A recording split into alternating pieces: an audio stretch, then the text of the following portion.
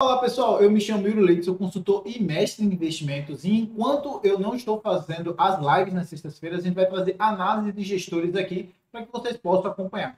O que a gente trouxe então hoje foi justamente essa análise que aconteceu numa entrevista com o Lobo Tigre lá no canal do David Lim Report, inclusive o link vai estar aqui embaixo na descrição, onde ele fala sobre que é iminente um meltdown, uma destruição econômica, né? O derretimento da economia lá dos Estados Unidos e mundial. E a gente vai adentrar aqui um pouco na percepção dele. Mas primeiro, quem é o Lobo Tigre?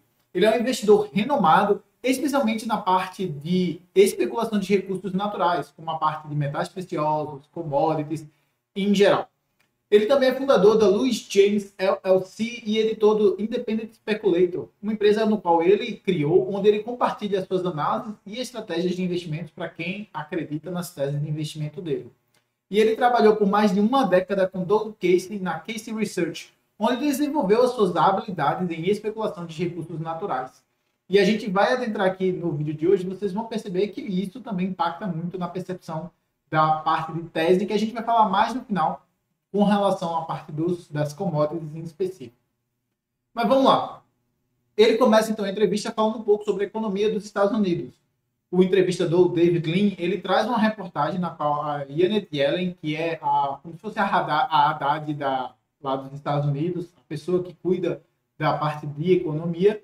E aí, de acordo com a Janet Yellen, a economia americana não apresenta nenhum tipo de red flag. Se você não sabe o que é red flag, é tipo sinal de alerta, visto que a quantidade de novas pessoas que estão sendo empregadas está de fato caindo, mas as que já estão empregadas não estão sendo demitidas. Então, na visão dela, a economia está resiliente. O que está acontecendo é só uma pequena desaceleração da parte do mercado de trabalho, que já estava muito aquecido. Então, era de fato de se esperar que ela viesse a reduzir um pouco e trouxesse um equilíbrio. E aí o Lobo fala que somente uma pessoa com cegueira ou que está usando algum tipo de coisa, né, para tampar sua visão, tipo um cavalo que era aquela coisa na frente, não conseguiria ver os inúmeros problemas da economia. E aí ele cita alguns desses problemas, né? Dentre os setores que mais apresentam sinais vermelhos, eles destacam de commodities, que caiu consideravelmente. A commodity, ela sobe quando tem uma demanda para aquela commodity e cai quando não tem a demanda para aquela commodity. É uma das primeiras coisas que tem, que sentem essa variação da demanda. Se elas estão caindo, significa que, na média, as empresas estão demandando menos coisas, que ou acontece por uma forma mais eficiente de fazer, ou acontece porque não está com a economia tão aquecida assim. Como a gente não teve uma tecnologia que faça, por exemplo, uma casa ser construída sem precisar de material básico, precisando de menos material básico, então é de se esperar que não seja por conta de tecnologia. Então é um desaquecimento da economia geral, mundial, de fato. E aí ele cita, então, as quedas do preço do petróleo, do gás natural, que são mais direcionadas à parte de energia, que é usado em todos os setores, todo mundo usa algum tipo de energia para poder fazer alguma coisa, e também cita a parte do cobre, que é um dos melhores indicadores, na visão dele, para prever recessões. E a gente vai falar isso um pouco mais para frente também.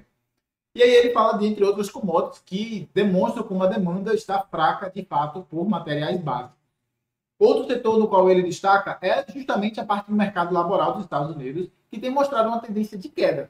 E a empregabilidade, em vários meses seguidos, está vindo, de fato, decrescente.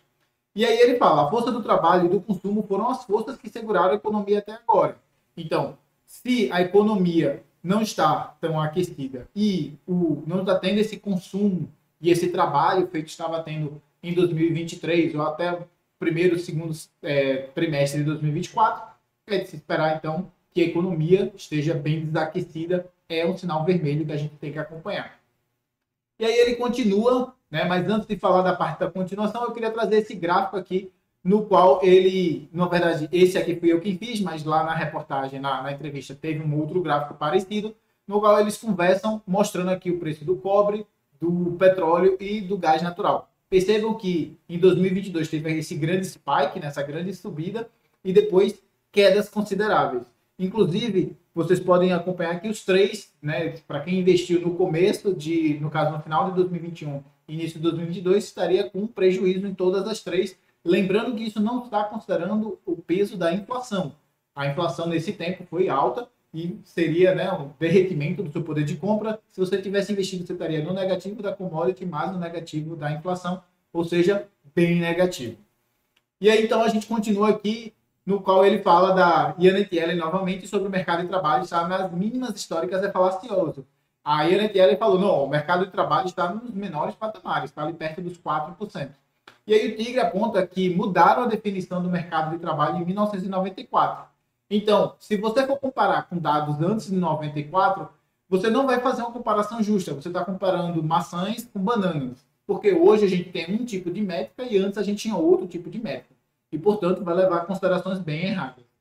E aí ele menciona também que, além disso, o maior problema não é o dado absoluto, 4.1, 4.2, 4.3, o que seja, que está lá do desemprego, absolutamente lá o valor que mostra para a gente. E sim o fato de que está uma tendência de alta. O gráfico claramente mostra, na visão dele, né, que aponta para cima. A gente chegou num platô e começou a subir e já está vários meses com o desemprego subindo. E isso, então, é um precursor de uma recessão lá nos Estados Unidos. E aí ele menciona aqui justamente essa questão, que mesmo que você seja pro-Biden e Kamala, que são as pessoas que estão no poder agora, se você olhar objetivamente para todos os dados, você verá que existem pelo menos algumas red flags, alguns sinais de perigo, de que você tem que estar atento, e que nem tudo está só alegria feita Yellen quer passar nos seus comentários. E aí ele passa então para a fala da Yellen, se isso foi mais político ou se foi necessariamente por acreditar que os dados estão de fato sem nenhum tipo de sinal em alerta. E aí ele fala assim, 100% é o trabalho dela. Ela tem que vender a agenda política da administração que a contratou. Então não é nem necessariamente culpa dela realmente acreditar que não tem nenhum problema na economia americana. E sim o fato de que ela precisa vender a agenda política do Biden, ou se a Kamala passar e ela se permanecer, a da Kamala. Então, não é necessariamente por acreditar, não é culpa da Yellen necessariamente, na visão dele. Além disso, ela não pode dizer que a economia está ruim, afinal, isso faria a economia ficar ainda pior. Dentro de economia, a gente estuda a questão dos agentes econômicos terem expectativas. Dependendo das expectativas dos agentes econômicos, e agente econômico eu estou falando de eu, você ou qualquer outra pessoa, dependendo das nossas expectativas, a gente vai ter um certo hábito de consumo. Na visão dele, se a Yellen chegar e dizer, ó, a economia está ruim, nós, pessoas comuns aqui, iríamos ter uma expectativa muito ruim, a gente consumiria menos, pouparia mais, e isso ficaria, ou faria a economia cair ainda mais rapidamente para o precipício. Por último, não faz parte do trabalho dela entender e ajudar a Casa Branca com interpretações dos dados econômicos, e sim obedecer às ordens que vêm de cima. Então, na visão dele, não cabe ao ministro de Economia, no caso, a ministra de Economia lá, que faça análise econômica para ver se está ou não bem, essas coisas todas. Não é o trabalho dela fazer isso. Isso é um trabalho de outro departamento. Na visão dele, ela tem que simplesmente receber as ordens de quem está no poder, do presidente ou presidenta, e a partir dessas ordens, ela então interpretar e fazer isso acontecer a partir de medidas políticas, medidas econômicas que vão afetar então a população americana. E aí não é da fala dela, não é necessariamente porque é uma pessoa má nem nada do gênero, é simplesmente porque ela tem que obedecer às ordens que vêm de cima. Passando então adiante, a gente entra aqui na parte do que é que o Fed tem que fazer na próxima quarta-feira, né, no caso, próxima semana, para então organizar isso aqui, para a gente ver o que é que vai ser os próximos passos do Fed. E aí o Lobo diz, o que eles deveriam fazer é fechar completamente o Banco Central e dizer que o governo não deve gerenciar as taxas de juros, que é o mercado quem deve decidir o que é que vai acontecer com as taxas, feito acontece com todo o espectro da curva, exceto a parte mais curta, que é aquela que o Fed controla. Se você não entendeu isso, é porque basicamente quando o Fed sobe ou reduz a taxa de juros, basicamente isso só no espaço curto de tempo lá do intraday, que está acontecendo entre um dia e outro.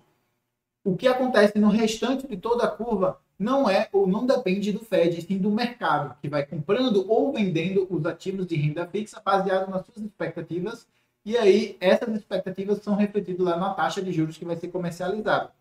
Então, na visão do Lobo, eles simplesmente deveriam fechar e deixar o mercado gerenciar tudo. E aí ele também complementa, se formos analisar no longo prazo, né, as atitudes do Fed mostram que eles acompanham o que está acontecendo com o Tesouro Direto de 2 anos. E para atuar, eles vão no mercado e interferem por lá. Se o mercado não concordar, eles podem simplesmente refutar e isso gerar uma grande crise. Só para explicar isso aqui para vocês, para ficar bem claro. O que acontece basicamente é que está sendo negociado lá os títulos todos os dias. Se o Fed quiser intervir, basicamente o que eles têm que fazer é comprar ou vender aqueles ativos que estão lá sendo negociados. E aí, baseado se eles vão comprar ou vender, vai fazer algum tipo de atitude diferente, né? Vai subir ou vai descer a curva, inversamente proporcional à atitude deles. E aí, o que acontece? Se o Fed vai lá e compra, por exemplo, mas o mercado acha que tem que vender, o mercado vai começar a vender, e aí o Fed vai se lascar porque o mercado foi na contramão dele. E o mercado tem, tipo, muito mais dinheiro do que o Fed teria que imprimir dinheiro, injetar lá para poder fazer o rolê acontecer da forma que eles tinham, o que eles queriam antes. Então, não é simplesmente eles chegam lá e fazem acontecer o que eles querem que aconteça, né? Se é subir ou descer a taxa de juros. Eles têm que intervir e depende também do mercado. Então, existe meio que um consenso entre o que é que o Fed quer e o que é que o mercado quer. Tem que entrar no consenso aqui. Ou seja, eles não controlam de fato as taxas de juros. Isso é um mito que as pessoas acreditam, que são feitas para a pessoa acreditar de que de fato o Fed tem controle sobre a economia. Então, existem várias pessoas que pensam desse jeito, eu não concordo 100%, mas é uma das formas que se é discutida aí, de que na verdade o Fed é só um fantoche que meio que vai tentando fazer você, eu, acreditar que de fato ele detém aquele poder ali para então gerenciar as crises, para gerenciar o que está acontecendo.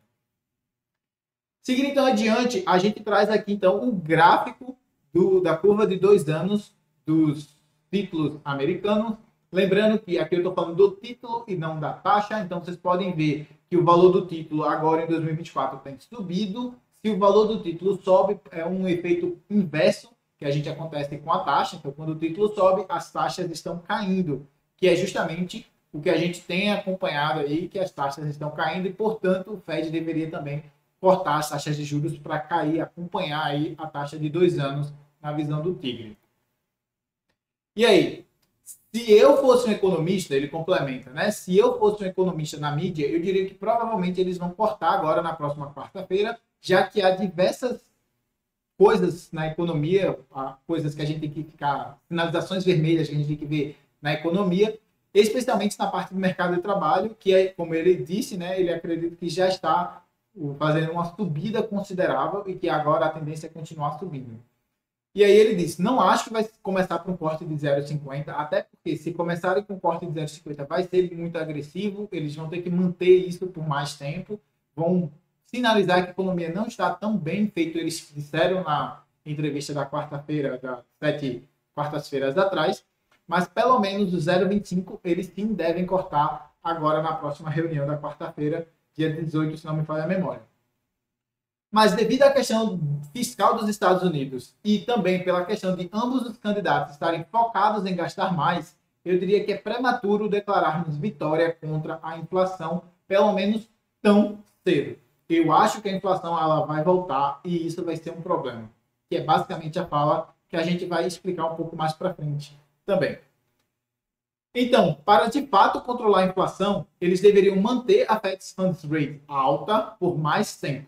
A taxa não deveria ser cortada agora e isso sim geraria um problema na economia, uma crise, uma instabilidade, mas que, na visão do Tigre, essa crise de instabilidade é devida, que a gente precisa passar por isso, fazer um washout, né, uma lavada aí do dinheiro que foi jogado na economia, das grandes empresas que nem lucram, nem faz nada, não tem um motivo de existir, é simplesmente por conta da questão da taxa de juros ter ficado muito baixa, que eles cresceram e se tornaram o que são. A gente precisa lavar todos esses problemas da economia para ela, de fato, voltar a crescer de forma segura e saudável. E aí, então, o entrevistador David traz essa reportagem aqui, no qual ele fala justamente sobre os cortes da quantidade de empregos que foram trazidas nos JOLTS, né? E pede, então, para que o Lobo comente um pouco mais a respeito dessa entrevista. E aí ele fala aqui, ó, a questão do desemprego, ela não está subindo, mas isso depende muito da área de atuação que você se encontra. Se olharmos para as empresas que faliram e as demissões em massa que aconteceram, principalmente no setor de tecnologia, você vai ver que milhares de empregos foram destruídos. Além disso, essas milhares de pessoas em relação ao total da população não é muito representativo, né? O percentual é pequenininho, mesmo sendo, vamos supor, 1 milhão. em 200 milhões, isso é só 5%, não foi 1 milhão de pessoas que foram demitidas no total. Então, um valor não tão representativo assim. Mas esse número de pessoas que vem sendo demitidas está crescendo gradativamente. O que sustenta a minha visão de que a gente vai ter um pouso forçado e não um pouso suave, feito muita gente da economia tem acreditado e tem falado aí nos seus vídeos, nas suas reportagens, nas suas entrevistas. A visão do Lobo é que vamos ter um pouso forçado da economia. Então ele continua, ó, o JOLTS continua sendo revisado para baixo. O JOLTS é o que mede, das formas de medir a parte do mercado de trabalho, aquecimento do mercado de trabalho dos Estados Unidos. E ele diz, ó, é estatisticamente improvável que um dado seja revisado numa mesma direção o tanto que o JOLTS foi, seja essa direção para cima ou para baixo. Se a metodologia de coletar e fazer estudos em um grande grupo de pessoas é imprecisa, você terá erros. Isso está certo, não tem problema. É de se esperar que tenha erros. Mas, se você fizer isso de forma honesta, ora esse erro vai ser um pouco para cima, ora esse erro vai ser um pouco para baixo. Nunca vai ser só para cima ou só para baixo. E isso mostra, na visão do Lobo, que os dados estão sendo manipulados.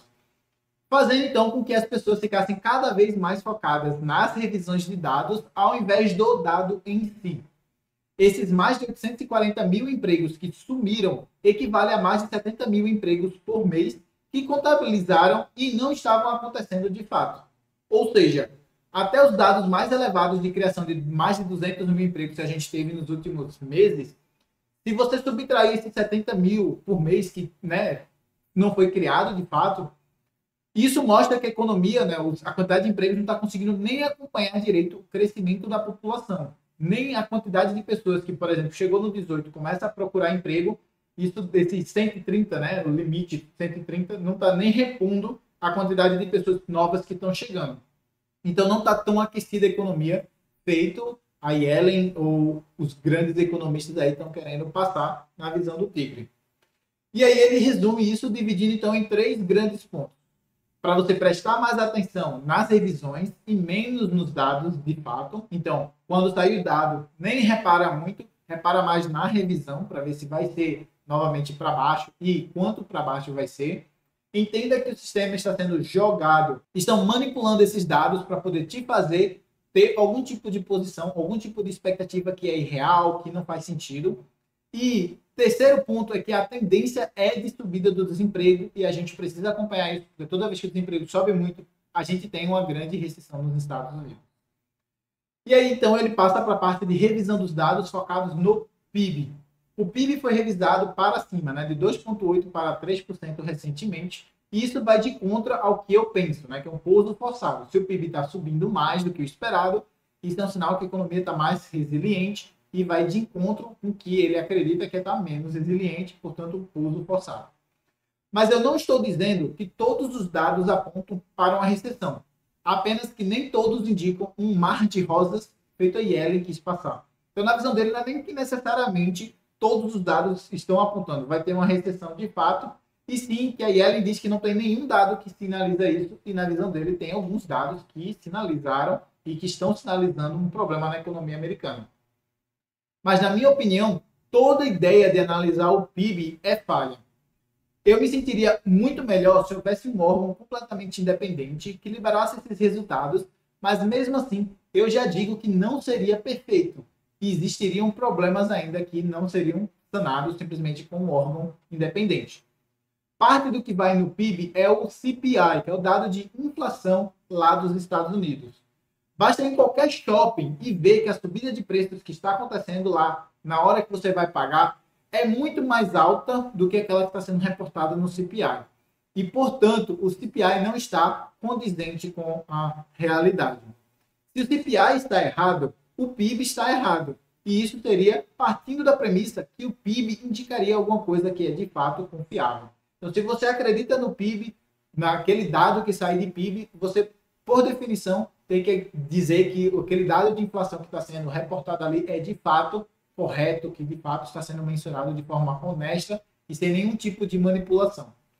E além de todas as 3 revisões, né, quando sai o PIB, depois de um mês, tem uma revisão, depois do segundo mês tem outra revisão, terceiro mês tem outra revisão. Então tem 3 revisões do PIB e ainda assim eles podem vir depois, novamente, de 1 ou 2 anos e revisar esse dado para cima ou para baixo.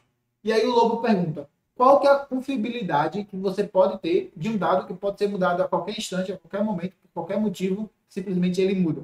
Não tem confiança nenhuma. Se de fato fosse algo confiável, ele seria aquilo ali, no máximo revisado uma vez e pronto. É isso e final. Então, o entrevistador passa para o tópico de volta da inflação. E aí eu trago para vocês um gráfico que ele compartilha lá, que é o gráfico do M2, que é o agregado monetário, né, a oferta monetária, só que aqui é o year over year, né? Então ele está comparando o dado de agosto de 2024 com agosto de 2023, setembro de 2024 com setembro de 2023. Então é no mês a mês ali que varia mais uma comparação anual. E aí vocês podem ver pelo gráfico aqui que teve essa grande queda agora entre 2022 mais ou menos para 2023, mas que já voltou a subir e já está em território positivo. E é justamente isso que a gente vai discutir. A M2 estava caindo e ficou em ambiente negativo. Contudo, hoje ele está subindo e em ambiente positivo. Isso quer dizer que a inflação vai voltar? Essa é a pergunta que o entrevistador faz para o Lobo. E aí o Lobo diz, sim, como Friedman costumava dizer, inflação é um fenômeno monetário. Com o M2 subindo, é de se esperar que a inflação também suba. Mas a inflação ela não reage instantaneamente junto com o M2. Tem um lag aí, tem um tempo que demora para que isso seja de fato repassado para a economia. E aí ele fala, se você criar seu dinheiro agora, o governo cria, e aí ele gasta no contrato, aí essa pessoa que recebeu o contrato vai receber esse dinheiro, aí depois ela vai gastar, e depois vai gastar. E aí demora um tempo, né, para que esses gastos vá acontecendo dentro da economia, não são instantâneos. Então demora para que a inflação seja sentida, para que o agregado monetário total sinta o impacto desse dinheiro que foi adicionado recentemente. E aí é justamente isso que ele fala que traz esse lag, que faz com que esse lag aconteça. Além disso, temos candidatos que estão prometendo eiras e beiras, tudo que é pensável e imaginável para poder se eleger. A palavra austeridade não existe mais no vocabulário dos nossos líderes políticos, quase que no mundo inteiro. Eu acredito que quase que ele falou aqui foi em específico excluindo o Milei, que está tentando trazer algum tipo de austeridade fiscal lá para a Argentina. Aí ele complementa, temos o descontrole do Fed, a promessa dos candidatos, a agenda verde, entre outros fatores que me levam a crer que teremos uma inflação pegajosa por mais tempo, que a gente não venceu o combate contra a inflação feito o Fed acredita e feito muitos economistas estão acreditando. E aí começa então o debate se quem seria melhor ou menos pior para a economia, para a inflação. Se seria o Donald Trump ou a Kamala Harris. E aí trazem um artigo aqui no qual foi escrito mostrando que, de acordo com o modelo que foi usado aqui, o Donald Trump, as propostas dele trariam 5,8 trilhões de dívida para os Estados Unidos nos próximos 10 anos, enquanto a Kamala Harris seria de apenas 1,2. Ambos gasto, mas o da Kamala seria pior, ou menos pior, na verdade, do que dos estados do Donald Trump. E aí, nesse debate, o Lobo fala o seguinte, esses modelos que são mais mainstream, né, são mais conhecidos e divulgados aí pela mídia, pelas mídias sociais, pelas mídias eletrônicas, eles não são muito críveis. Esses modelos, eles partem do pressuposto que a inflação é um sinal de confiança do consumidor, ou que é devido à questão do sobreaquecimento da economia e não pela real causa, que é a questão monetária, impressão de dinheiro. Então, sabemos que esses modelos estão errados e não deveríamos estar surpresos que eles estão errados e, ao mesmo tempo, surpreendendo as pessoas que fazem aquele modelo quando a inflação vai para 9%, por exemplo. Eles não viram a inflação subindo, pois não olharam para a oferta monetária, que era o que eles deveriam olhar, e não para a questão do sobreaquecimento da economia ou outras causas que são ditas como questão de geradoras de inflação. E aí ele complementa. Então, como esses modelos são imperfeitos, não tem como a gente acreditar de fato nos resultados, especialmente para um prazo de 10 anos. Em um ano, ele já está muito errado, imagina no cenário de 10 anos. É impossível de prever de fato. E vejam que ele não está defendendo o lado tanto do Trump ou da Kamala. Ele está apenas apontando que esses modelos não são críveis, não são confiáveis e que a gente não pode acreditar neles. E aí ele fala aqui que prefere que empresas privadas peguem esse dinheiro, façam seus investimentos do modo que elas acharem melhor, sem ter nenhum tipo de gasto do governo interferindo com isso. E aí, então, ele complementa. O ideal é deixar que as empresas se virem. Toma o risco, pega empréstimo. Se der certo, esse empréstimo vai ser pago para o banco. Se der errado, ele se resolve com o banco e todo o sistema ganha, não tem geração de dívida do governo. Os políticos, na visão do Tigre, não sabem administrar bem, não conseguem fazer as coisas direito e cada vez mais os políticos têm o instinto de desfazer o que o político anterior fez, o que faz com que as empresas, né, administradas pelo governo nunca deem certo na visão do Tigre. Por isso, eles nunca vão conseguir fazer uma empresa crescer, ou no caso o PIB crescer o suficiente para compensar todas as despesas. Porque a gente está falando aqui da dívida sobre o PIB. Se eles conseguem fazer o PIB crescer muito, o PIB está no denominador. Quando o PIB cresce muito, essa relação aqui cai. E seria positivo para os Estados Unidos. Só que eles não conseguem fazer isso porque as empresas governamentais, os gastos governamentais são gastos ruins. E aí isso faz com que eles não consigam crescer de forma tão expressiva quanto os gastos que eles estão colocando ali. Então não traz um retorno que é esperado para a economia americana. E daí, então, o Lobo traz aqui a seguinte argumentação. E não seria errado pensar que se eles simplesmente focassem em reduzir as taxas de impostos sobre as empresas e sobre a população, ao mesmo tempo que reduzem os custos do governo, a dívida PIB dos Estados Unidos volta a cair consideravelmente, despenca, e o PIB volta a crescer também, o que também ajuda nessa relação dívida-PIB. E aí, então, o entrevistador David traz, então, a seguinte reflexão. O Donald Trump e a Kamala Harris tiveram um debate recente no qual ambos se comprometeram a combater a inflação. E aí, ele traz isso para o Tigre e o Tigre responde. A política recente do Biden contra a inflação, que foi chamada de Inflation Reduction Act, no qual foi um gasto absurdo que foi colocado dentro da economia, não fará a inflação reduzir e simplesmente ela aumentar. Então, como pode uma pessoa que está querendo reduzir a inflação simplesmente injetar dinheiro na economia? Isso só faz a inflação subir.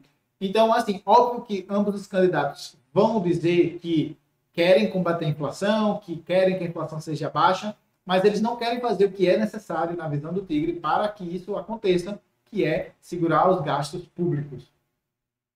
E aí, então, eles começam a discutir qual dos dois seria o melhor, ou no caso, menos pior.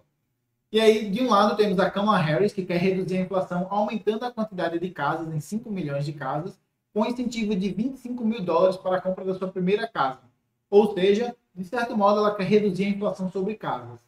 Já do lado do Donald Trump, ele quer aumentar a oferta de petróleo, que, tudo mais constante, faria o preço do barril cair, e se o preço do barril cai, toda a economia ganha, porque toda a economia usa energia. E aí, então, o entrevistador, o David, pergunta qual das duas formas é a melhor de reduzir a inflação. Bom, na visão do Lobo, ele diz o seguinte: seria simplesmente melhor reduzir a quantidade de regulamentações que fazem o preço das casas serem mais caras do que elas realmente precisam ser, e evitando de gastar os bilhões, se não trilhões de dólares que está sendo cogitado aí para poder colocar essa medida no mercado. Como a inflação é algo monetário, isso trará uma redução da oferta monetária e, portanto, da inflação. Se a Câmara deixa de colocar esse dinheiro para fazer casa, simplesmente tira essas regulamentações e as casas ficam mais baratas, as casas vão cair de preço e, ao mesmo tempo, a inflação vai cair porque não vai ter impressão de dinheiro. Já do lado do Trump, ele fala o seguinte: o preço do petróleo ele já caiu consideravelmente. Eu acabei de mostrar para vocês que desde 2022 já está em queda. E se a gente for analisar do pico de 2022, com certeza caiu consideravelmente. E mesmo assim, a economia está desacelerando. Ter ainda mais uma queda por intervenções do governo não vai fazer diferença alguma na inflação. Pelo contrário, pode até piorar, dependendo de quanto que seja gasto para fazer com que mais petróleo seja extraído e vendido lá nos Estados Unidos. Depois de toda essa discussão, eles entram então em alguns gráficos, partem para análises gráficas.